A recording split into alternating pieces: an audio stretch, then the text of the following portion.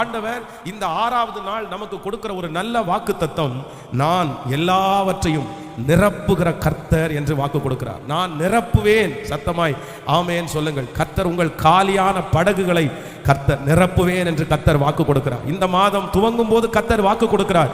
உன்னுடைய வாழ்க்கையிலே காலியான படகுகளை நான் நிரப்புவேன் என்று கர்த்தர் வாக்கு கொடுக்கிறார். ஹல்லேலூயா. உங்களுடைய வீடு சகலவிதமான உச்சிதங்களால் நிரப்பப்படும். உங்களுடைய வீட்டிலே இருக்கிற மா பிசைக்கிற தொட்டி கர்த்தர் நிரப்ப போகிறார். ஹல்லேலூயா.